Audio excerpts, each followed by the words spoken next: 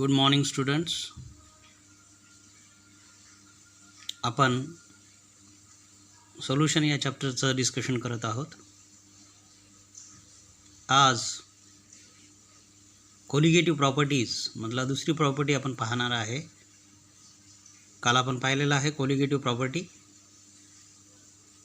जी property सोल्यूटच्या नंबरवरती अवलंबून असते, ती त्याच्या स्वरूपावर अवलंबून नसते. अशा प्रॉपर्टीला कोलिगेटिव्ह प्रॉपर्टी असं म्हणायचं आहे. 4 प्रकारच्या कोलिगेटिव्ह प्रॉपर्टीज मी सांगितल्या होत्या. त्यापैकी लोअरिंग ऑफ वेपर प्रेशर हे काल आपण डिटेलमध्ये पाहिलेलं आहे. Today we will take another colligative property which is called as elevation in boiling point or elevation of boiling point of the solution. You can see here boiling point elevation.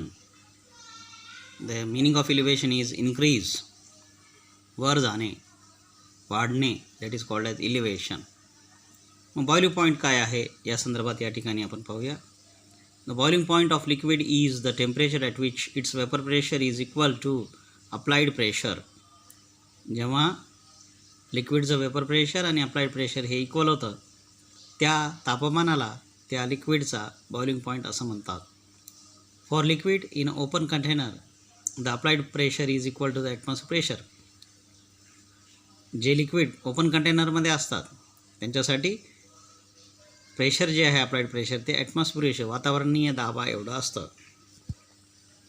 It has been found that the boiling point of a solvent is elevated, increased असं ब्रॅकेटमध्ये लिहिलेलं आहे, by dissolving a non volatile solute into it. जेव्हा non volatile solute हे एखाद्या लिक्विडमध्ये आपण dissolve करतो, त्या लिक्विडचा बॉइलिंग पॉईंट उत्कलन बिंदू हा वाढतो, इलिव्हेट होतो. Thus the solution containing non volatile solute boils at a temperature higher than the boiling point of the pure solvent. म्हणजे सोल्युशनचा बॉइलिंग पॉईंट हा प्युअर सॉल्वंटपेक्षा जास्त असणार आहे. तुम्ही या ठिकाणी पाहू शकता काही टर्म्स दिलेले आहेत, आपल्याला समजून घ्यायचं आहे. If TB0 is the boiling point of the pure solvent, B is the boiling point, T is the temperature. boiling point म्हणजेच टेम्परेचर. हे प्युअर सॉल्वंटचं TB0 आहे किंवा TB0 आहे. नॉट म्हणतोय मी, नॉट म्हणजे 0. And TB that of a solution म्हणजे boiling point of the solution. आपल्याला माहिती आहे TB that is the boiling point of solution is greater, increased is greater than the TB0 असं आपल्याला सांगता येईल. The difference between the boiling point of solution and that of the pure solvent at any given constant pressure is called as boiling point elevation. At constant pressure, pressure constant असताना जो difference आहे, फरक आहे कशामधला, boiling point of the solution and that of the pure solvent यांच्यामधला जो फरक आहे that is called as boiling point elevation. मग कशानं द्यायचा boiling point elevation? Delta TB. सायन्समध्ये डेल्टा हा जो प्रकार आहे, डेल्टा म्हणजे चेंज, बदल. कशामध्ये होणारा बदल? बॉइलिंग पॉईंटमध्ये होणारा बदल. त्यालाच डेल्टा TB असं म्हणायचं, त्यालाच इलिव्हेशन इन बॉइलिंग पॉईंट असं म्हणायचं. आता TB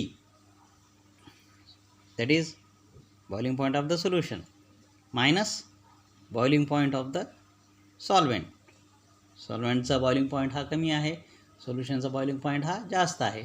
म्हणून सोल्युशनच्या बॉइलिंग पॉईंटमधून सोल्वंटचा बॉइलिंग पॉईंट जर मायनस केला तर आपल्याला डेल्टा TB मिळतं. त्या डेल्टा TBला काय म्हणायचं आहे? बॉइलिंग पॉईंट इलिव्हेशन किंवा increase in the boiling point असं म्हणायचं. Where delta TB is the boiling point elevation असं या ठिकाणी सांगण्यात आलेलं आहे.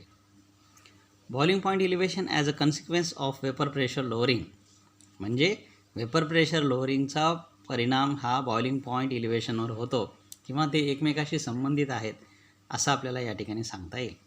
To understand the elevation of boiling point of a solvent, let us compare the vapour pressure of the solution and those of the pure solvent. आपल्याला माहिती आहे pure सॉल्वंटचं vapour pressure हे जास्त असतं आणि सोल्युशनचा वेपर प्रेशर हा कमी असतो. मागच्या कोलिगेटिव्ह प्रॉपर्टीमध्ये आपण पाहिलेलं आहे.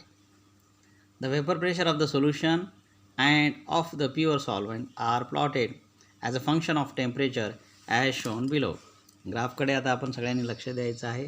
ग्राफमध्ये काय दाखवलेलं आहे, वाय ॲक्सिसवर वेपर प्रेशर आहे आणि एक्स ॲक्सिसवर टेम्परेचर आहे. आता इथं 2 फॅक्टर दिलेले आहेत, T B not boiling point of pure solvent, T B boiling point of solution. Vapour pressure 760 mm, 760 mm म्हणजे किती प्रेशर, 180 m ॲटमॉस्फियर. आता बघा, vapour pressure temperature of a pure solvent and solution. Vapour pressure temperature graph of what, pure solvent and solution. हे बघा, हे solvent दिलेला आहे जो ए बीनं दाखवलेला आहे, सोल्युशनचं ग्राफ हा सी डीनं दाखवलेला आहे. खाली मी एक्सप्लेन केलेलं आहे सगळं. We know that at any temperature the vapour pressure of solution is lower than that of the pure solvent. आपल्याला माहिती आहे वेपर प्रेशरचं, सोल्युशनचं वेपर प्रेशर हे प्युअर सॉल्व्हेंटपेक्षा कमी असतं. Hence the vapour pressure temperature curve of the solution that is C D. बघा, सी डी काय आहे, कर्व कशाचा कर्व आहे, सोल्युशनचा कर्व आहे. Less or lies below that of the solvent. सोल्युशनचा ग्राफ हा खाली आहे. The difference between two vapour pressures increases as the temperature and vapor pressure increases as predicted by the equation delta P is equal to x2 into P1 naught. x2 काय आहे, मोल fraction. The intersection of the curve CD with the line corresponding to 760 mm is the boiling point of the solution. The similar intersection of the curve AB is the boiling point of pure solvent. आता बघू शकता तुम्ही, हा A B जो graph आहे तो सॉल्व्हेंटचा आहे. इथं इंटरसेक्शन घ्यायचं, इथून लंब टाकायचा. हा जो पॉईंट आहे हा काय आहे, T B not. T B naught is what, the boiling point of solvent. त्यानंतर हा जो कर्व आहे सी डी, इथं हा लंब टाकायचा 760 पॉईंटवरून. तो कुठे छेदेल, सी या ठिकाणी छेदेल. आणि हा जो आहे temperature, corresponding temperature, it's the boiling point of the solution. आता आपण जर बघितलं या लाईनवरती, बॉइलिंग पॉईंट ऑफ सोल्युशन हा प्युअर सॉल्व्हेंटपेक्षा जास्त आहे. कितीनं जास्त आहे, डेल्टा टी बीनं जास्त आहे. पण डेल्टा टी बीला काय म्हणायचं, डेल्टा टी बीला म्हणायचं boiling point elevation. You can see here from the figure it is very clear. आता फिगर दाखवलेली आहे मी तुम्हाला. From the figure it is very clear that the boiling point of solution TB is higher than that of the pure solvent. त्यानंतर at the boiling point of liquid its vapor pressure is equal to 180 m. In order to reach the boiling point, the solution and the solvent must be heated to the temperature at which their respective vapor pressures attain 180 m.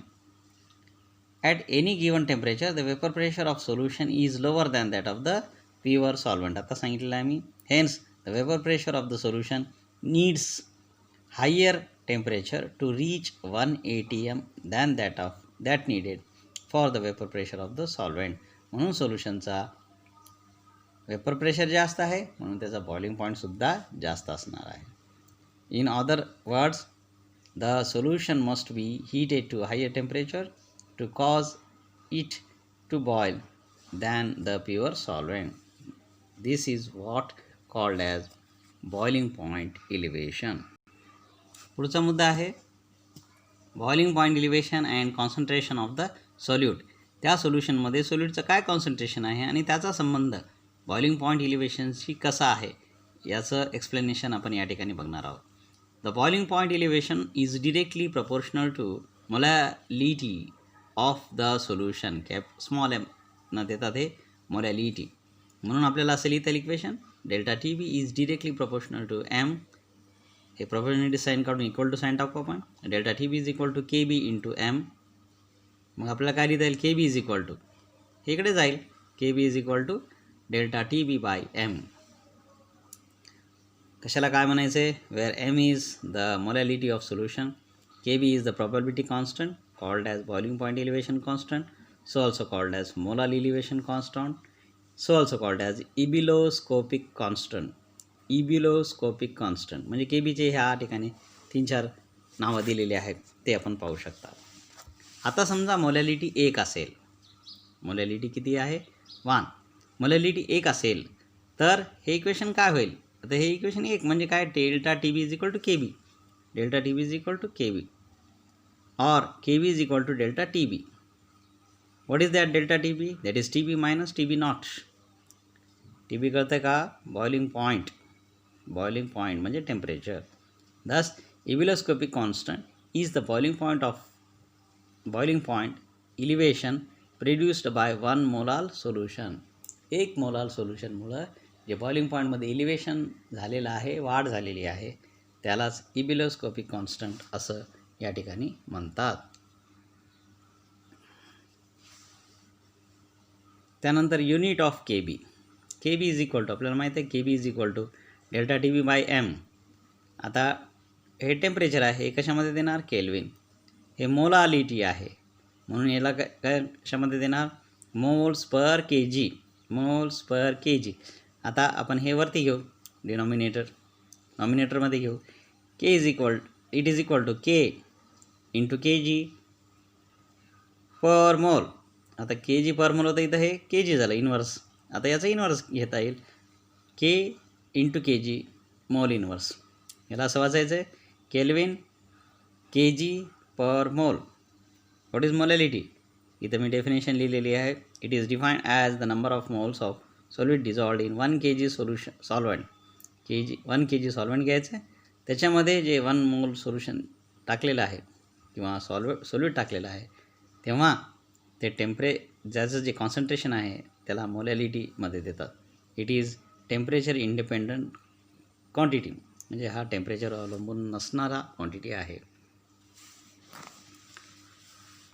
We are dealing with the system those whose temperature is not constant, that is temperature is varying. Therefore we cannot express the concentration of solution in molarity, capital M. molarity आपण देऊ शकत नाही कारण ते टेम्परेचरवर अवलंबून आहे, which changes with the temperature, whereas the molality M is temperature independent.